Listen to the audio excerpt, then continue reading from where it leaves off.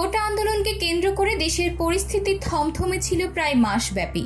নানান চড়াই উতরাই পার করে বৈষম্য বিরোধী ছাত্র আন্দোলনে নেতৃত্ব দেওয়া থেকে শুরু করে ঢাকা বিশ্ববিদ্যালয়ের দুই শিক্ষার্থী মোহাম্মদ নাহিদ ইসলাম এবং আসিফ মাহমুদ দুজন এখন সচিবালয়ের দায়িত্ব পেয়েছেন।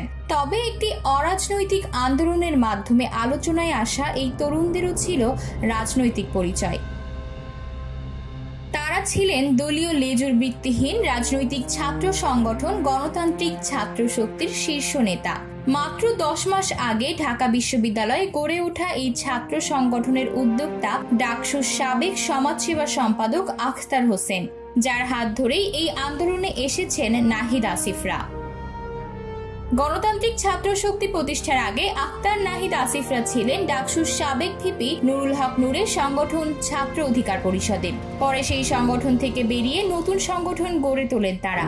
সেই সময় এই দলের লক্ষ্য উদ্দেশ্য নির্ধারণ করা হয়েছিল শিক্ষা ব্যবস্থার পুনর্গঠন, রাজনৈতিক ব্যক্তি পরিসর ও সংস্কৃতি নির্মাণ, শিক্ষার্থী কল্যাণ, ছাত্র নাগরিক রাজনীতি নির্মাণ ও রাষ্ট্র রাজনৈতিক ব্যবস্থার পুনর্গঠন।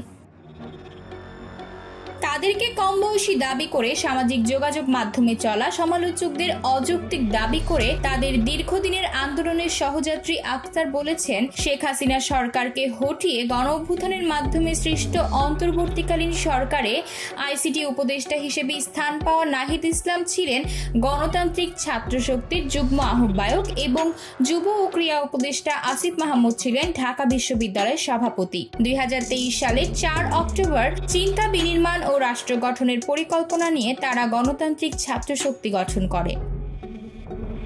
তবে নিজেরা রাজনীতিতে এলেও ক্যাম্পাসে ছাত্র রাজনীতি নিষিদ্ধের বিষয়ে সাধারণ ছাত্রদের দাবির সঙ্গে একমত থাকবেন বলেও জানান আখতার হোসেন। দেশ সংস্কারের স্বার্থে বর্তমান অন্তর্বর্তীকালীন সরকারকে সহযোগিতা করতে সবার প্রতি আহ্বানও জানান সাবেক এই ডাকসু নেতা। আতকিয়া মাইমুনা, বার্তা 24।